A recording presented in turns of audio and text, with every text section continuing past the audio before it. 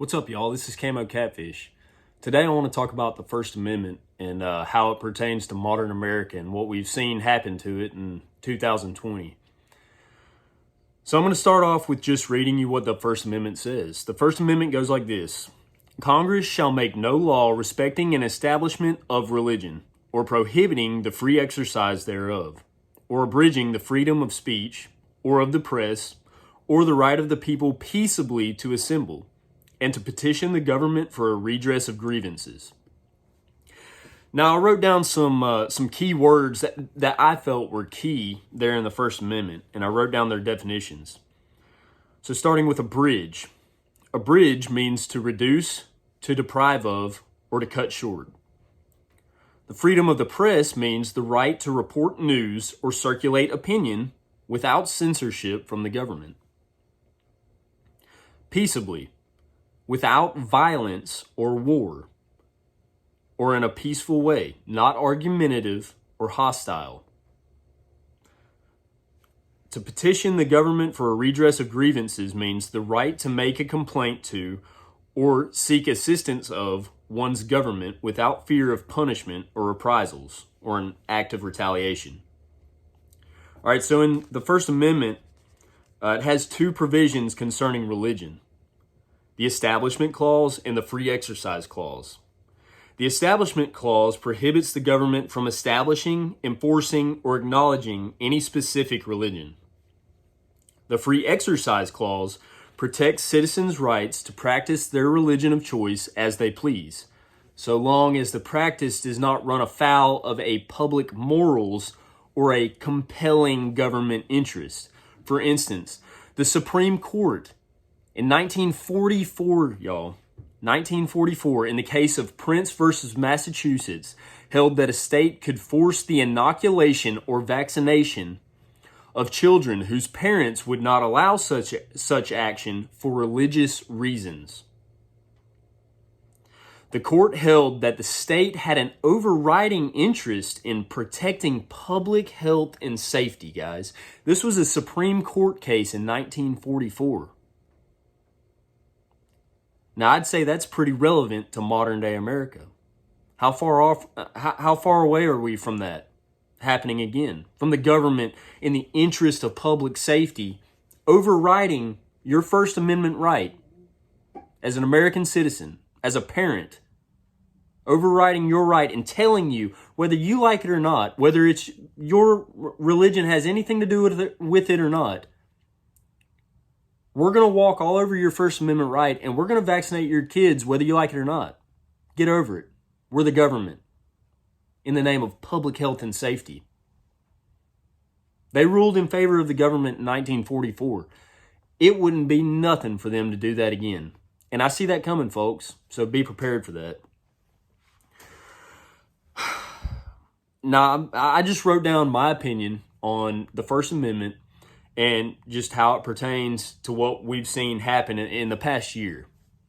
So an overview, the First Amendment tells me as an American citizen that the government cannot force me to recognize any specific religion. Also, it cannot prohibit me from practicing any religion.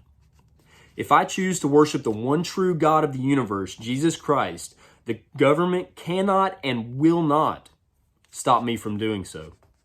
The government has endlessly pointed to the separation of church and state to systematically remove God from the public education system. They, the government, may feel they have the right to do so per the First Amendment, and perhaps rightfully so.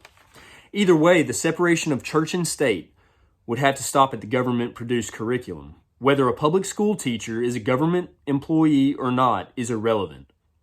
That teacher is still a free citizen of the United States of America who is guaranteed by the First Amendment the right to free speech and of religion anywhere, publicly, even in a public classroom. The government cannot deprive me of speaking freely about anything I want. I can report any news that I feel is valid. I can also publicly voice my opinion, either for or against anything I want, including my own government. The freedom of the press, in my opinion, is being flagrantly abused by the mainstream media these days. Here in modern America, big money press has become nothing more than a massive propaganda machine full of nothing but lies fed to it by the liberal faction of our own government. That isn't what I call freedom of press. When the mainstream narrative designed to skew the public's opinion on current events is shackled by the chains of big money and backdoor under-the-table dealings, is the press really free? I think not. Americans are finally waking up to this reality en masse and turning to alternative news sources. The contrast between real news and fake news has never been more stark. Social media is an entirely new and different beast and is very much related to the mainstream media and the topic of free speech.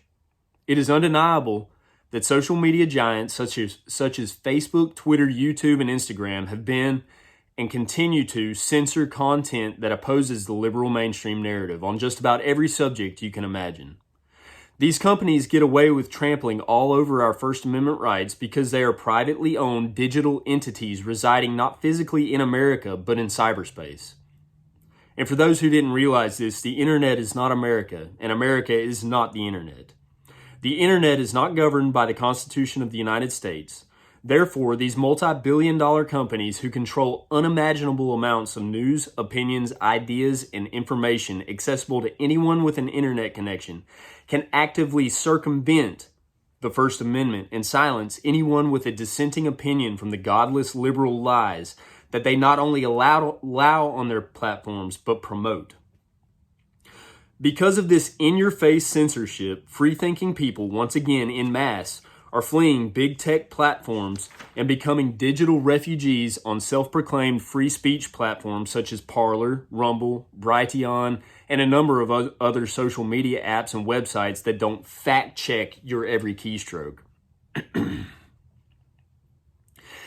As for the right of the people peaceably to assemble, the First Amendment means just what it says. Americans can peacefully assemble anywhere they see fit, whether that be at church, in the town square, in front of the courthouse, in a place of business, or in your own private residence.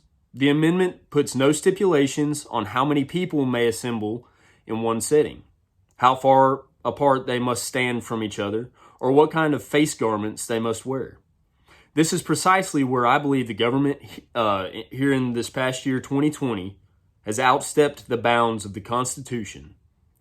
The government has no right to tell me I cannot have more than 10 people in my house or at my place of business.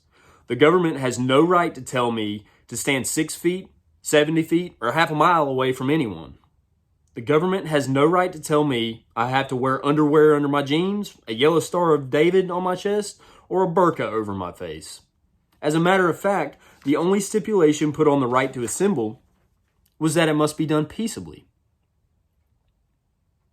I don't think the word peaceably is even among the vocabulary of the Black Lives Matter thugs and the Antifa terrorists who have smashed, burned, assaulted, and blockaded in the name of petitioning the government for a redress of grievances.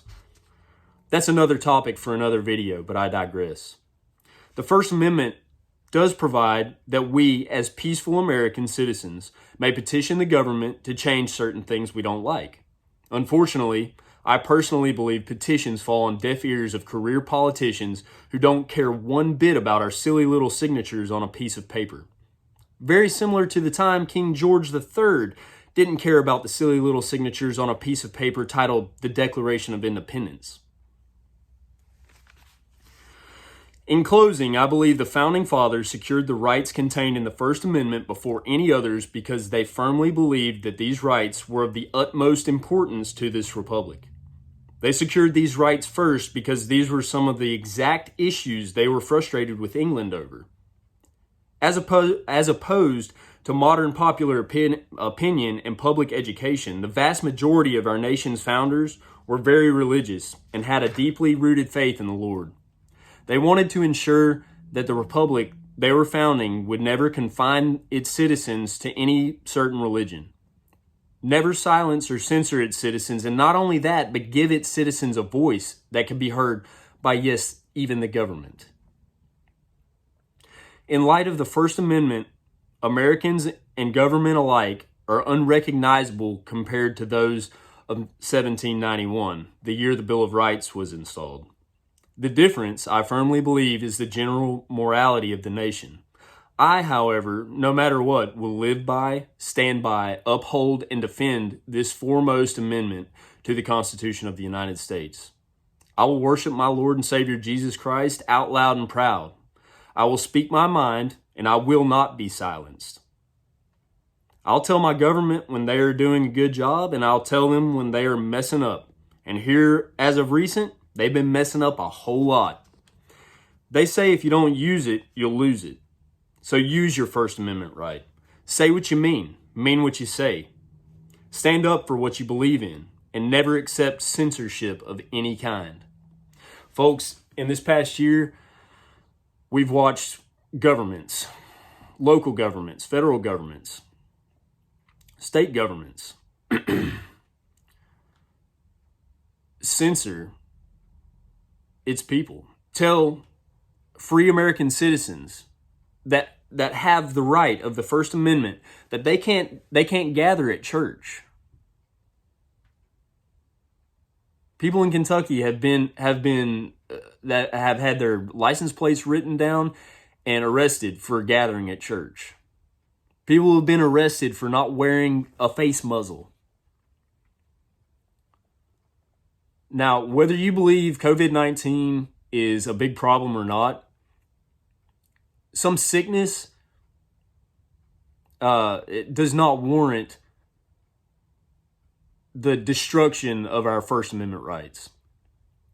Folks, wake up. It's time. It's happening. Look around.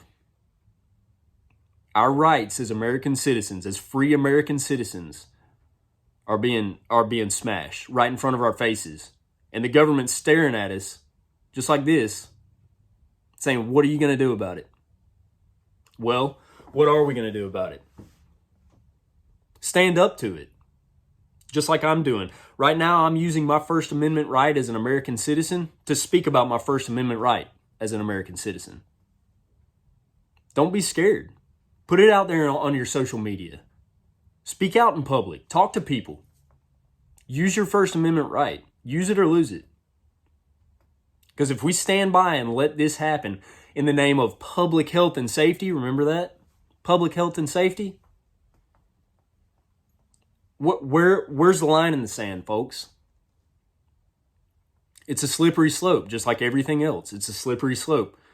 We give the government a little bit of our rights back in return for perceived protection. Where does it stop? It won't. The answer is it won't stop. They'll keep pushing for a little bit more of your rights here and a little bit more of your rights there until you have no more rights to give up. Oh, but you'll have plenty of perceived protection and security. Don't stand for this stuff, folks. If you've enjoyed this conversation and feel like you'd like to share this message with folks, go ahead and like this video. Leave a comment down below. Let me know what you think about this. Share this video. Subscribe to the channel. Hit the bell icon. And spread the message, folks, while you still can. While you still have a semblance of your First Amendment right. Because they're pushing to take it away, folks. Wake up. Watch what's going around. And don't stand for this censorship, folks.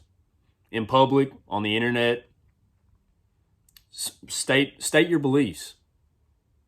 Don't be afraid of what somebody else thinks of you. You're an American citizen. You have freedom of religion. So be out loud and proud about it.